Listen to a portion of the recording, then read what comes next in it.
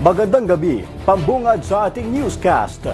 Bitalaan ng isang kongresista ang Marcos Jr. administration na posibleng maulit ang pagpapatalsik sa mga Marcos sa loob ng palasyo noong 1986, bunsod ng mainit na tensyong namamagitan sa alyansang unit team. Pero ang mismong punong ehekutibo nanindigang nananatiling buo ang alyansa kahit pa ang mismong kapatid niyang si Senator Amy Marcos ay sinabing nakitaan na ng lamat ito. May balitang A to Z si Ian Maghanoy.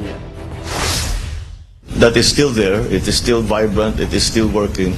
Ito ang pinanindigan ni President Ferdinand Bongbong Marcos Jr. kaugnay sa kasalukuyang relasyon ng alyansang UNITEAM. Sa gitna yan ng hidwaang Marcos Duterte, partikular ang maaanghang na palitan ng mga patutsyada sa pagitan ni Marcos Jr. at former President Rodrigo Roa Duterte na pare-parehong pundasyon ng alyansa.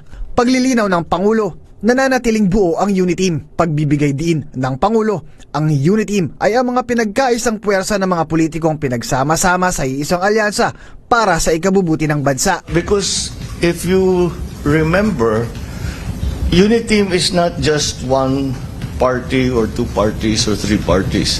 It's the unification of all hopefully all the political forces in the Philippines to come together for the good of the country.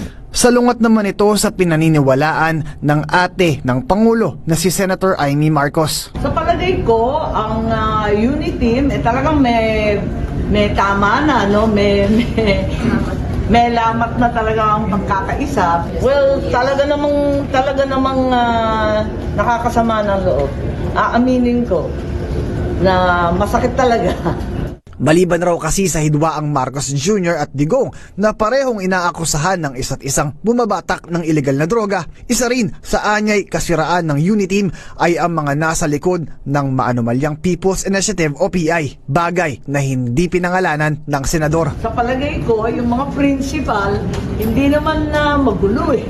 Yung magulo, yung mga amuyong dyan sa tabi-tabi, yung mga demonyo at ahas sa laylayan ng palasyo. Dahilan para maapektuhan na raw ang impluwensya ng UNITEAM sa mga supporters nito. Etong mga away-away na to, ito nagkakagulo, talagang nalulustay ika nga yung political capital, di ba? Kasi ang laking bagay ng 31 million votes, di ba? Siyempre, nauubos yun kasi ang tao parang nabudol eh. Dahil sa problemang ito, winarningan ni Albay 1st District Representative Ed Salagman ang Pangulo na posibleng maulit ang pagpapatalsik sa mga Marcos noong 1986. Well, it is a manifestation of a possible agenda on this stabilization to be conducted by the former president. You know, Karen, a former president has always a reserved support.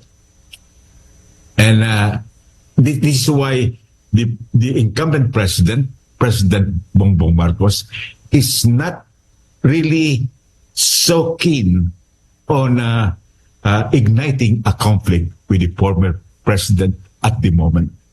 But we cannot possibly rein in circumstances. Sa gitna nito, nakiusap naman ang liderato ng Senado na itigil na ni Digong ang mga pasaring nito laban sa Pangulo alang-alang sa Pilipinas. With due respect to the former president, I think right now the last thing that we want is na magkagulo-gulo, magkawatak-watak ang ating bansa.